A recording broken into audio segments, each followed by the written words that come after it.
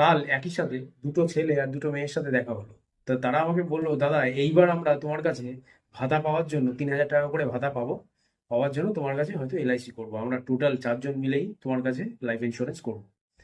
তো আরেকটা কথা বললো, তার সাথে সাথে আমার খুব খারাপ লাগলো যে বাবারা খুশি, বাবা মা বাড়িতে খুশি, কিন্তু তারা চিন্তিত আমাদের চাকরি বাকরি নিয়ে।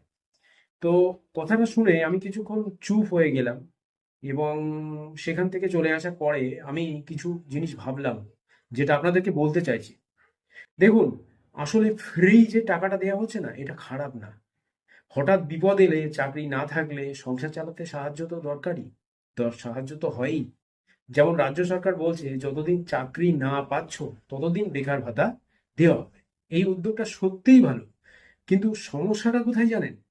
অফিসিয়াল ডেটা যাই হোক না কেন, মানে বাস্তবে পশ্চিমবঙ্গে লাখ লাখ শিক্ষিত ছেলে মেয়ে আজও নিজের যোগ্যতা মতো কাজ পাচ্ছে না।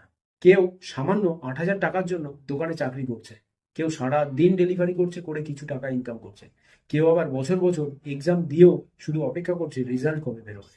ভাবুন তো, একটা ছেলে হয়তো গ্রাজুয়েশন করছে, গ্রাজুয়েশন করে নিয়ে সে আজ বাড়িতে বসে হয়তো বাবা মার চাপে পড়ে অন্য কোনো কাজে নিযুক্ত হচ্ছে। কেউ সবজির দোকানে কাজ করছে, বা কেউ অন্য কোনো দোকানে কাজ করছে, নিজে ছোট বিজনেস করছে।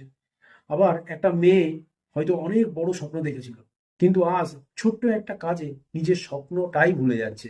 ছোট্ট একটা কাজ করতে গিয়ে নিজের স্বপ্নটাই ভুলে যাচ্ছে।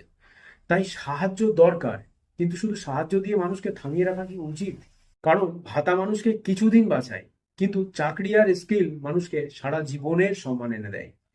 আর শেষে আমার বর্তমান মুখ্যমন্ত্রীর কাছে একটা আর্জি আমি করতে চাই। স্যার, আপনি যে কাজটা করতে চলেছেন সেটা সত্যিই ভালো, কিন্তু দয়া করে ওদের শুধু ভাতা দিয়ে থামিয়ে রাখবেন না। ওদের এমন সুযোগ দিন যাতে একদিন ওরা নিজের বাবা মায়ের মুখে সত্যিকারের হাসি ফোটাতে পারে, হাসি ফিরিয়ে আনতে পারে। আর আমিও আমার জায়গা থেকে সেই উদ্যোগ নিয়েছি। আমি অন্যভাবে মানুষকে দাঁড় করানোর চেষ্টা করব। আপনি কি মনে করেন, সরকারের বেশি ফোকাস কোথায় হওয়া উচিত, ভাতা নাকি চাকরি? কমেন্টে অবশ্যই জানাবেন।